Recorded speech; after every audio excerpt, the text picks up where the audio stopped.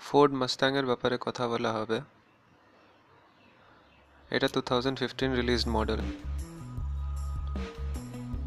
অপূর্ব দেখতে।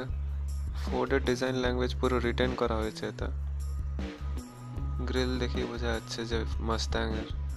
হেডলাইটসটা বহুত মাস্কুলার। পুরো ডিজাইন ল্যাঙ্গুয়েজটা ভালোভাবে রিটেন করা হয়েছে। স্লিক স্ট্রিমলাইন বডি, মার্কেটে বহুত পপুলার।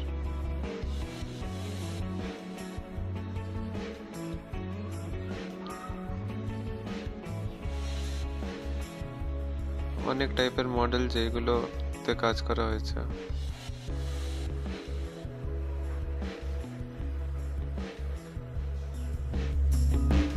এবার ফোর্ড মাস্তাংয়ের মডেলের ইভলিউশনটা দেখা যাক। 1964-এ প্রথম রিলিজড মডেল।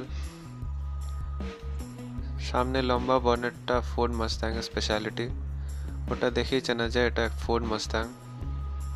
একটা স্লিক লুক আছে এতে, যেটাকে রিটেন করা হয়েছে কন্টিনিউয়াসলি 1960s থেকে 1974-এ। রেট্রো লুকটাকে রিটেন করা হয়েছিল। ফোর্ড 1965 মডেল প্রথম কার ছিল যেটা টিফানি গোল্ড মেডেল জিতেছিল। ওটা খুব বড় একটা অ্যাকমপ্লিশমেন্ট ছিল, কারণ কি ওটা সেকেন্ড ইয়ার যখন ওটা হয়েছিল মার্কেটে।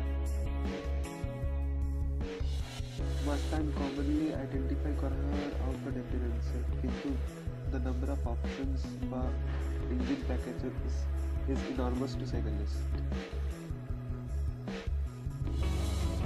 ফোর্ড দুটো motor trend car of the year title জিতেছে, 1974 একটা আর একটা 1994। আর বাকি কিছু কিছু এলিমেন্টস চেঞ্জ করা হয়েছে উইথ টাইমের সাথে, তখনের স্টাইলের সাথে। কিন্তু একটা ডিজাইন ল্যাঙ্গুয়েজ দেখা যাচ্ছে যে রিটেন করা হয়েছে। রেট্রো লুক থেকে কি করে মডার্ন লুকে আসা যায়, ফোর্ড মাস্তাংয়ের মডেল ইভলিউশনটা দেখলেই বোঝা যায়। এতে এটাও বোঝা যায় যে ফোর্ড অ্যাজ আ কোম্পানি হিসেবে এতদিন ধরে মার্কেটে কি করে এত ভালোভাবে টিকে আছে।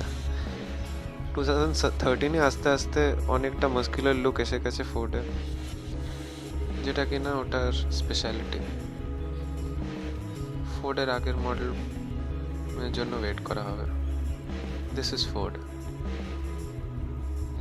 মাস্তাং।